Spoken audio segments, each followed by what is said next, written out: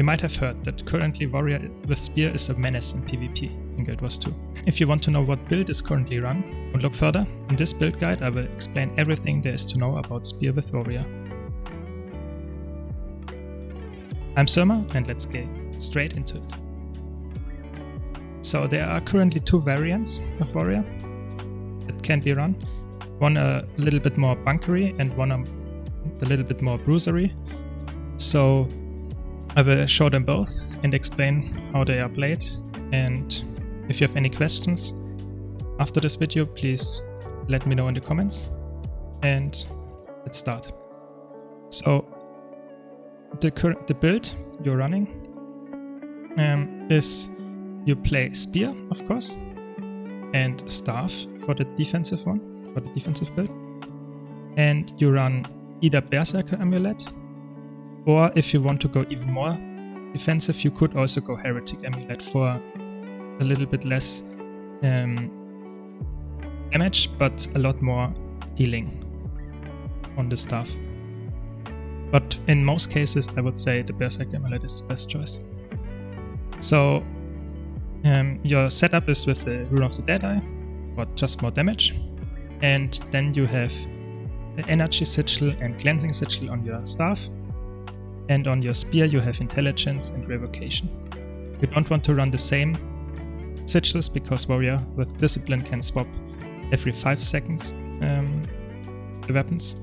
So you don't want to have the sigils on cooldown when you swap. So you want 4 different sigils, and your Spear is your damage set, so you want the Intelligence there. So for Relic, with the new expansion Janthir Wilds, we got the Relic of Rivers, which is a really strong relic for every defensive build, because it will give you regeneration and alacrity at the end of a dodge roll. You don't have to evade anything with it, it's just dodge, but it only works in combat. So in general, this relic is really strong because it allows you to, let's say, regen a bit, but most importantly you get alacrity, so all your cooldowns are, let's say, decreased by default because you will gain alacrity so frequently. It only works in combat, so you can't spam it out of combat and stack it, so to say, but it doesn't matter because in combat you will dodge and you will get it. Even if it gets corrupted or removed, it's not a big issue, you will reapply this very frequently. And Warrior dodges very fast, very often, so it's a really strong one. That's for the defensive build. So for your setup, you want to run Defiance stance, because then you can easily, let's say, reset a fight, because if you're getting low, you press this button, it has a really short cast time, and then you instantly heal yourself back up to full, because all the incoming attacks will heal you for 4 seconds. And then you have Pulse Charge. It's a really nice mobility skill, and also is a 3-second knockdown if you can land it. And then you will have some Stun Break with Shake It Off, and also a very short cooldown Condition Cleanse for conditions removed, and another Stun Break with Balance Stance. Balance Stance has 2 main points to it. So first of all, you pulse stability for 4 seconds, which lets you not being interrupted, and is also a Stun Break. But most importantly, the second point is that you can't be crit. So it's like a small Endure Pain. So it makes you much tankier in these 4 seconds because you can't be interrupted and also don't get crit. And for your elite, you will have Rampage, which is also used to finish 1-on-1s, disengage, and just in general movement, but also to maybe turn around a 1v2 or something, because it's quite oppressive if you use it at the right moment. So now to the Spear skills. The Spear skills, you have an auto attack that's really long range, it's 900 range, so it does damage with a projectile, but also explodes on target hit. So if you want to cleave a bit from range, this is a really good choice. And as well, I would say that for most cases, the second skill is the main damage skill of, let's say, because it's a AoE, and it does 2 times damage, so it's really strong. And the most important thing is you can also cast it while running away, so it's really, really strong. The third skill is interrupt and the daze and the emob, and you can also cast it while running away. It's just a projectile, so it can also be blocked, but it's really strong because it pierces. And the fourth skill does even more damage than the second skill, but you have to line it up because it's, let's say, marking the target, and if the target dodges or is line of sight, you can't hit it. But if you hit it, it does a lot of damage. It's raining down spears on your target, and it's really strong. And the fifth skill, that's the strongest skill of the kit. It allows you to evade and also launch a target, while also being unblockable, so you can easily, let's say, land the CC and interrupt someone. And this even gets a recharge time reduction of 6 seconds if you evade an attack with it. So your F1 skill is really strong on Spear, because it is a quite nice and damaging skill. It's a ranged skill, but it also evades for a few milliseconds. So you will be able to dodge a lot of attacks with it, especially with your F2, because your full counter is also short block and then an evade. And if you can trigger, or your foes trigger your full counter, it resets your F1. So you can do a typical combo of F1 to evade, F2 to block and evade, and then you again have the F1 if you have enough adrenaline to evade again. And then if you chain this with your 5 as well, you have a lot of evade frames without even using the dodge key. For the second weapon set, you have Staff. It's the general staff skills, so some healing on your 2, and some mobility on your 3, and some healing, as well as a nice pull on your 4, and of course the block on your 5. So that's the defensive weapon set, because you also have your F1, which you can also reset again, which heals you. So the F1 is the main healing ability. That's why you can also take the Heretic Amulet, because it will scale the healing here quite hard. So you get much more healing from that. But in general, it's actually enough if you run Berserker, and it heals quite a lot as well. So that's it so about the skills. Now to the traits. The traits for the offensive and defensive one are very similar. And you run defense, discipline, and spellbreaker. You get protection when you use a healing skill. That's okay. Then you do more damage with Call to the Weak to weakened foes, and your burst skills apply weakness, which is really good at 1-1, of course. Adrenal health gives you a lot of passive sustain and doesn't really scale with healing power, so it's even better on Berserker Amulet. And that's a really good trait. Just in the roll, you get a short amount of resistance when you dodge, which even works out of combat. So you can easily, let's say, cleanse, or not cleanse, but be immune to blind and weakness, which are really damaging your damage output. Then you get some damage reduction while you have resolution.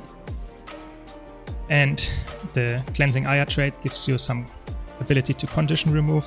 So every time you hit a burst skill, remove an additional condition for every adrenaline bar you used, and you get some adrenaline when you get hit. So it's a really strong trait for defense.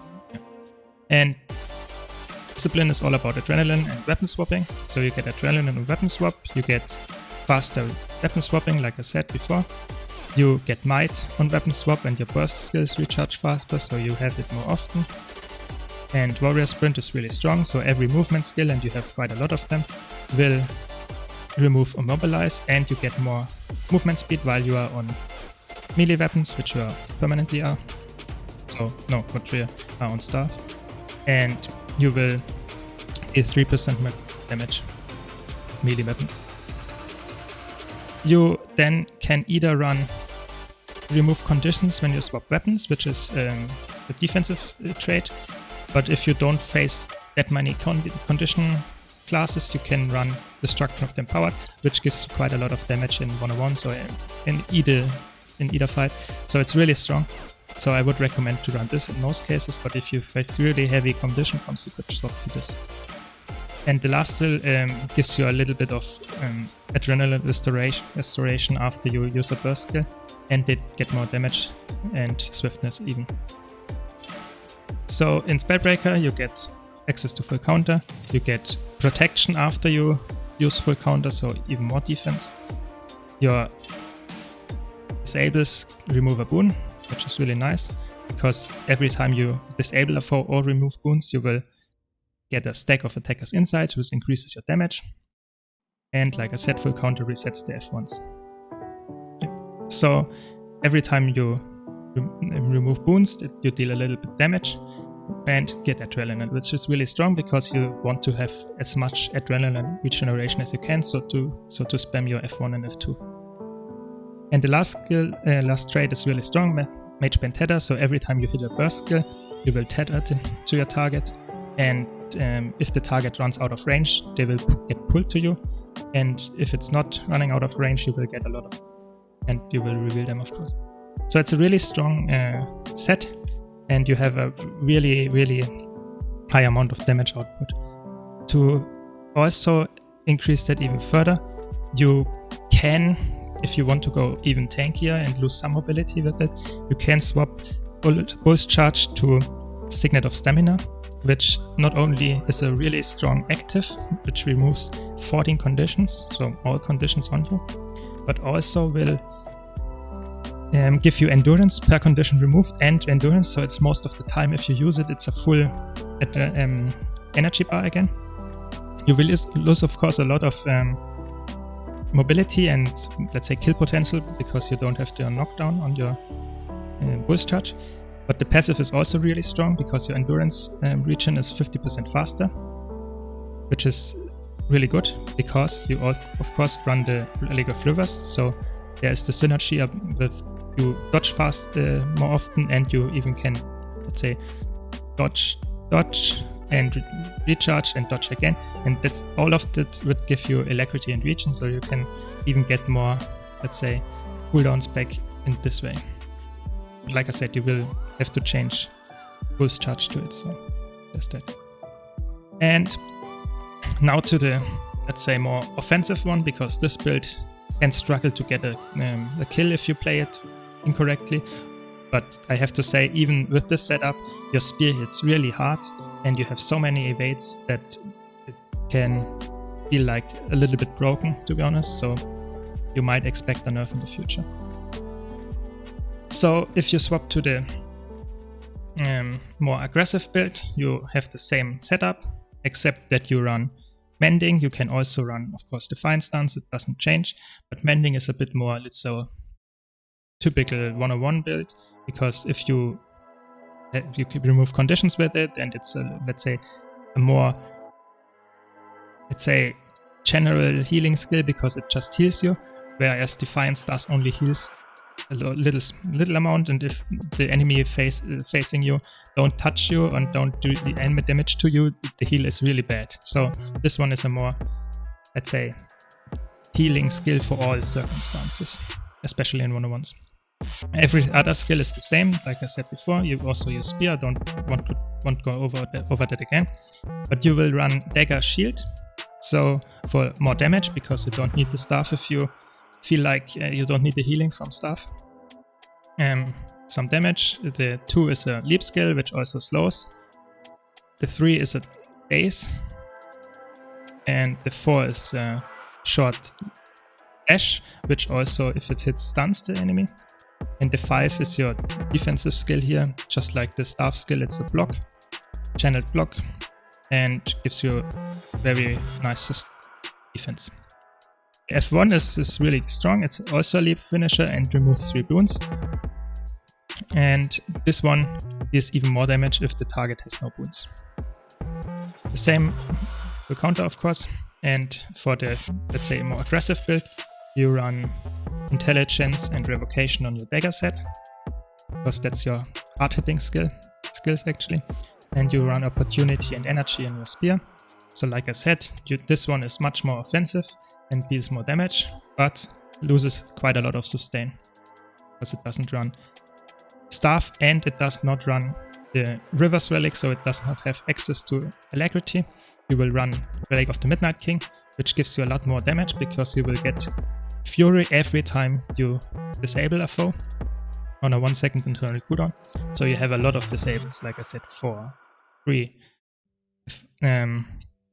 F2, Pulse Charge, Rampage, and your Spear 3 and 5. So you have a really huge amount of disables and you can proc it, and so you have a lot of Fury uptime, which also increases your damage by quite a lot. You run Scrapper Rune here instead of the Deadeye Rune from before. And on the traits we have the same traits almost, so we will run Cult of the Weak, Resilient Roll and Cleansing Ire for defense and weakness application, really strong. You will Warrior Sprint, Destruction of the Empowered and Burst Mastery, just like before. But here we will now swap No Escape instead of God Counter, because you say, okay, I'm more offensive and now I have even more stun potential, because staff doesn't bring that much. So every time you daze and stun, you will also inflict Immobilize. Like I said before, you not even have, you can't proc, you will proc your Midnight Relic with it, but you will also immobilize the target, which lets you line up your next CC or even your hard-hitting skills. So it's really strong. You will run Loss Aversion, of course, again for adrenaline generation, and you will run Mage Band Tether.